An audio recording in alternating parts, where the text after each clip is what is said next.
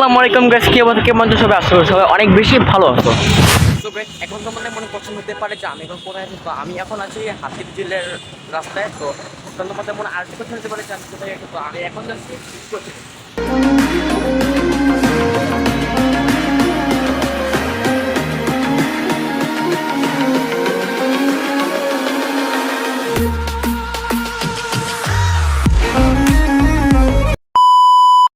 তো বন্ধুরা, কোচিং এ আসা পোলা পানে যে মারামারি লাগছে তোমরা খালি দেখো।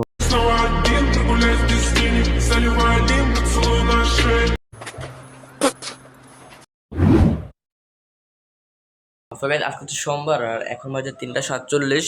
তো তুমি বলতে পারো সারাদিন কেন আমি ব্লগ শ্যুট করে নিই, কারণ সারাদিন আমার কালকে থেকে প্রচুর গলা ব্যথা করতেছিল। 2 সাইড দিয়ে টনসিল আছে গলায়, তো যার কারণে গলা কথা বলতে পারতেছিলাম। কালকে সারা রাত জ্বরে থেকে স্কুলে যেতে পারি নাই। তো এখন 3:47-এর মতো বাজে। তো এখন ভাবলাম একটু ক্যামেরাটা অন করি, একটু ভালো লাগতেছে কারণ একটু চাটা খাইলাম। তোমরা যে চাটা মাত্র দেখতেছো, তো এই চাটা খাওয়ার পরে মানে একটু ভালো লাগতেছে, গলা ব্যথাটা একটু কমছে।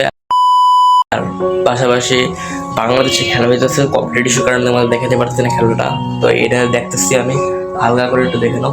তো যাই হোক, আমরা এখন খেলা দেখি, তারপর তোমাদের সাথে কিছু খেলা। ইন্ডিয়া ফুটবলে কোপাই যাচ্ছে বলার বাইরে।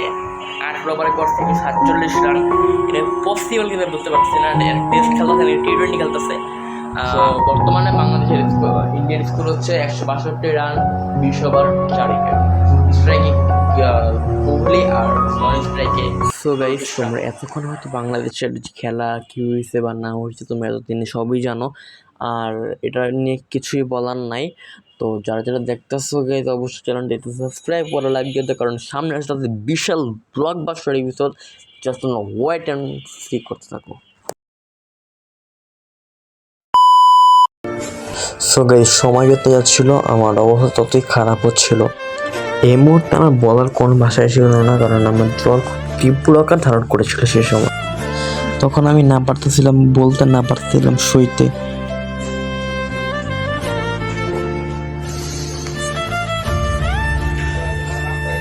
সো আজকে হচ্ছে গাইস মঙ্গলবার, আর আমার গলা কথা বলতে অনেক কষ্ট হয়ে যাচ্ছে, কারণ আমার গলাটা এখন প্রচুর ব্যথা করতেছে। তো কালকে সারা রাত যে কী একটা অবস্থা ছিল তোমরা যে দেখলে বলতে পারতা।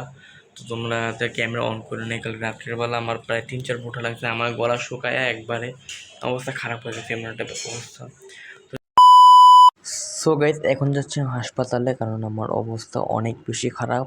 তো এখন রাস্তায় আছি অ্যান্ড মাত্র হাসপাতালে পৌঁছালাম। এটা হচ্ছে এশিয়ান হাসপাতাল বা এইমস বর্তমানে নাম দেওয়া হয়েছে। তো এখানে বসে রয়েছি প্রায় 2 থেকে 3 ঘন্টা। দেন জ্বর মাপা হয়েছে, আমার জ্বর ছিল প্রায় 101 ডিগ্রি জ্বর।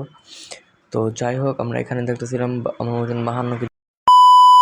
ফাইনালি গাড়ি ঘন্টা ওয়েট করার পরে ফাইনালি ডাক্তার দেখাইছি। তো ইনশাল্লাহ দেখি কয়েকদিনে ঠিক হচ্ছে পারি, আর চেষ্টা করবো ভালো হয়েছে।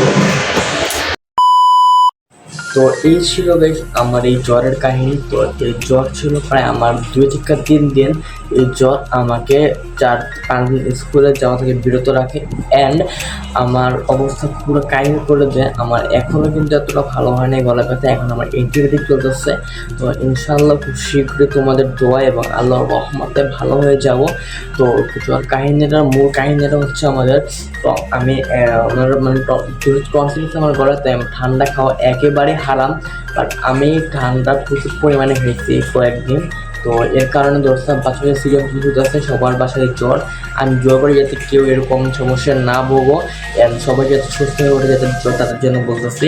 তো এই ছিল আমাদের জ্বরের মেন কাহিনী। আর যারা যারা দেখো তোমরা লাইক করো না কেন আমি বুঝছি না, তোমরা অবশ্যই লাইক করো, কারণ তোমরা যদি লাইক না করো তাহলে তো আমি ব্লগ বানাতে উৎসাহ হবো না, ইন্সপায়ার হবো না, তাই না? তোমরা এখন ইংলিশ লাইক করে দাও। আর এই ছিল আজকের ভিডিও। তো এরকম ভিডিও ভালো লাগলে চ্যানেলটা সাবস্ক্রাইব করে দিতে পারো। দেখা হবে পরবর্তী কোনো ব্লগে। আল্লাহ হাফেজ।